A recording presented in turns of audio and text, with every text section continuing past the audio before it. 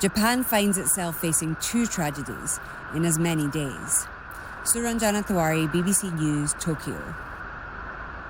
And we can speak now with Professor Ed Gallia, who is the director of the Fire Safety Engineering Group at the University of Greenwich.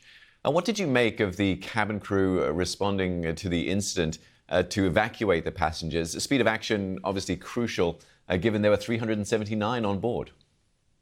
Well, the cabin crew did an absolutely astounding job in successfully evacuating all passengers and crew from the aircraft. They had a really difficult, challenging situation. This was not an easy evacuation because you only had 3 exits that were serviceable. And so even in the certification of the aircraft, they would have had 4 exits available, and they would have been in optimal condition. In this particular incident, they only had 3 exits available, and they weren't in an optimal distribution or in an optimal circumstances. And the images of the plane ablaze were indeed striking, but the fire wasn't the only challenge facing the crew and the emergency services, was it? No, I mean, the fact that the aircraft was nose down meant that the conditions in the aircraft were quite difficult for the passengers and crew in the aircraft. And the fact that there was smoke inside the cabin as well made it extremely difficult for the passengers and the crew to manage the evacuation. So how remarkable then was it that all the passengers were evacuated? Is that rare in such incidents? Look, you would normally hope that you'd get everybody off an aircraft in an emergency situation, and the planes are designed to evacuate everyone in ideal conditions within 90 seconds. But as I say, this accident was far from ideal. The aircraft was nose down, which meant inside the aircraft it was difficult for passengers to move, especially if they had to go back up to use the rear exit.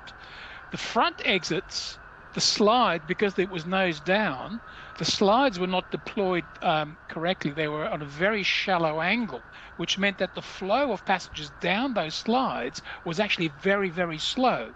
And conversely, at the back of the aircraft, because it was tail up, the slide was very, very steep, which meant it was very dangerous for passengers going down that slide.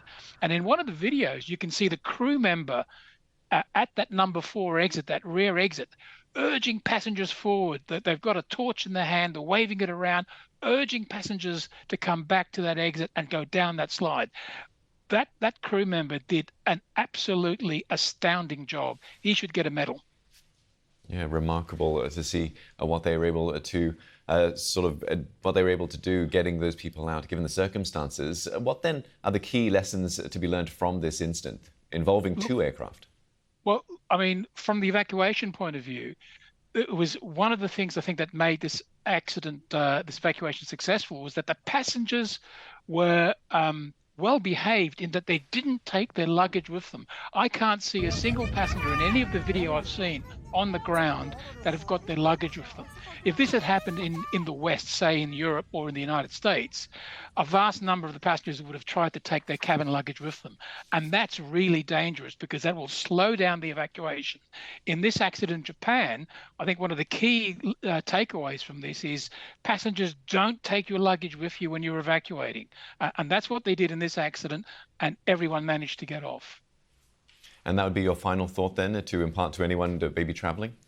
Well, no, look, if you're traveling on an aircraft, be familiar with the aircraft. Know where you're seated relative to the exits. Count how many seats you are away from an exit in front of you and an exit behind you, so that you know where you need to go to evacuate in the event of emergency. And you need to count the seat rows, because if the aircraft fills up with smoke, you mightn't be able to see where you're going. But if you've counted the number of seats to the exit, you'll have some idea of where that exit is. So, make sure you read the safety briefing card, pay attention to the safety briefing, keep your wits about you, count how many seats you are away from an exit, and follow the instructions of the cabin crew. Right, sound advice. Thank you very much for sharing your insight with us today. Professor Ed Gallia, Director of the Fire Safety Engineering Group at the University of Greenwich.